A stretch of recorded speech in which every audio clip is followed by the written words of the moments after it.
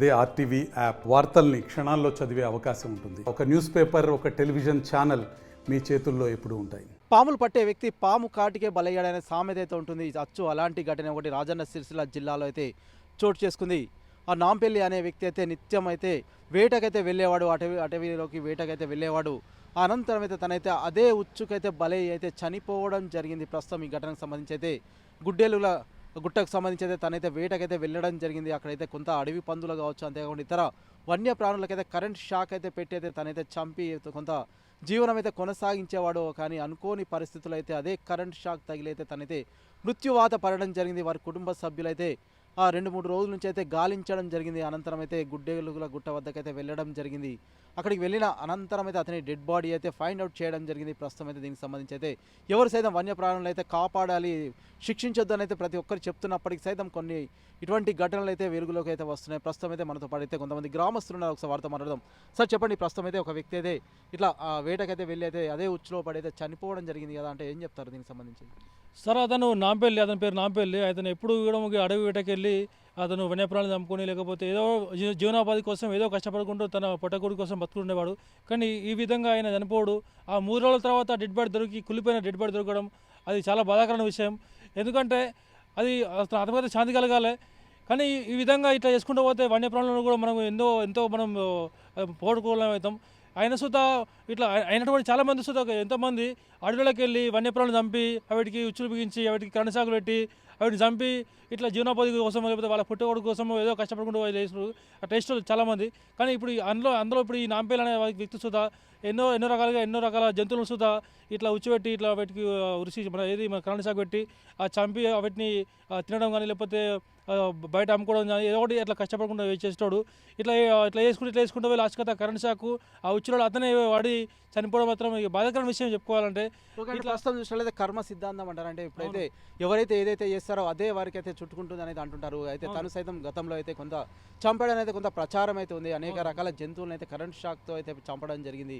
అనంతరం అయితే తను సైతం అదే కరెంటుకి అయితే బలవడం జరిగింది. వారి కుటుంబం అయితే రోడ్డున పడ్డ పరిస్థితులు అయితే నెలకొన్నాయి. కొంత పేదరికం కావచ్చు, అంతేకాకుండా కొంత ఆర్థిక ఇబ్బందుల నేపథ్యంలో అయితే తనైతే ఇటువంటి పనులు చేశాడని కొంతవరకు అయితే చర్చ అయితే కొనసాగుతుంది. ఏదైనప్పటికైతే తనైతే అనేక జీవులను అయితే చంపడం జరిగింది. ఇప్పుడు తను దానికైతే మరణించడం జరిగింది.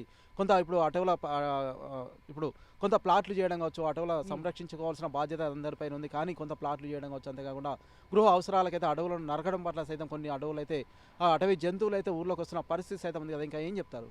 అదే సార్, అతని నిరుపేద కుటుంబం అన్నది. నిరుపేద కుటుంబం వాళ్ళకి తినవంటే తిండికి లేని పరిస్థితి. ఏదో నడిపించుకుంటున్నారు, అట్లా ఏదో పుట్టకు నడిపించుకుంటున్నారు. కానీ కాకపోతే అయినా సరే కొంచెం సహకారం ఇచ్చే ప్రభుత్వం అయినా కొంచెం వాళ్ళ కుటుంబానికి న్యాయం చేయాలి. అంతేకాకుండా మరి ఇప్పుడు ఎంతోమంది రియల్ ఎస్టేట్ మొత్తం ఇది వీళ్ళంతా మొత్తం భూకంపం కోసం మొత్తం భూమిని అంతా ఆక్రమించుకొని మొత్తం ఎక్కడ అడవులు ఉంటాయి ఎక్కడ అడవులు మొత్తం ధ్వంసం చేసి వీళ్ళు ఇల్లీగల్గా ఫ్లాట్లు పెట్టి దాన్ని మొత్తం ప్రజలకు అయితే అమ్మడం జరుగుతుంది.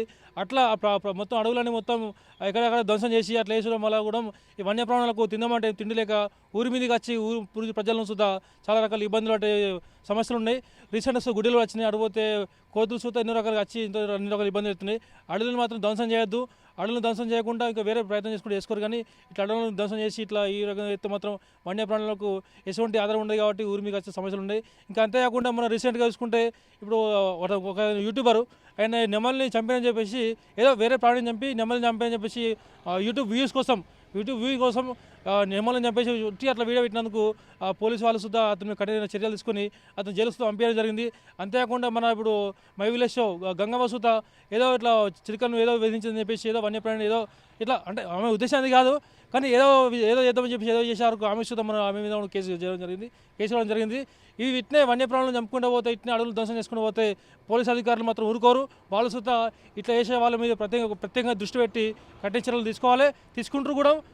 ప్రతి ఒక్కరు దృష్టి ఉంచుకొని మనం వన్యప్రాణులు కాపాడుకుంటూ అడవిని మంచిగా కాపాడుకుంటే మనకు కూడా ఎంతో మంది జరుగుతుందని చెప్పేసి నేను కోరుకుంటాను. పర్యావరణం కాపాడడం అయితే కోరుకుంటున్నాను. ఓకే, ప్రస్తుతం మనమైతే చూస్తున్నాము. ఇప్పుడైతే ఈ ఘటనకు సంబంధించి అయితే తనైతే అనేక రకాల వన్యప్రాణులు అయితే కరెంట్ షాక్ అయితే చంపడం జరిగింది. ప్రస్తుతం ఈ ఘటనకు సంబంధించి అయితే తనే ఆ కరెంట్ షాక్ అయితే బలై అయితే చనిపోవడం జరిగింది. వారి కుటుంబం అయితే రోడ్డున పడ్డ పరిస్థితులు అయితే నెలకొన్నాయి. ప్రస్తుతం ఈ ఘటనకు సంబంధించి అయితే వారి కుటుంబ సభ్యులు అయితే కన్నీరు మున్నీరుగా అయితే విలపిస్తున్నారు. ఇటువంటి ఘటనలు ప్రస్తుతం చేస్తే మాత్రం కఠిన శిక్షలు ఉంటాయని చెప్పి ఇటు పోలీసులు కావచ్చు, అటు అటవీ శాఖ అధికారులు సైతం హెచ్చరిస్తున్న పరిస్థితులు అయితే మనం చూస్తున్నాం. అయినప్పటికీ సైతం కొంతమంది కేటుగాళ్ళు అయితే కొంత అడవుల్లోకి వెళ్ళడం కావచ్చు, అంతేకాకుండా కొన్ని రకాల వన్య ప్రాణులు చంపి వారిని ఇతర ప్రాంతాలకు తరలించడం కావచ్చు, అంతేకాకుండా వారు తినడం కావచ్చు అయితే చేస్తున్నారు. ఇటువంటి వాటిపై అయితే కఠిన శిక్షలు ఉంటాయి. అంతేకాకుండా కొంతమంది ఇప్పుడు మనైతే మాట్లాడడం జరిగింది.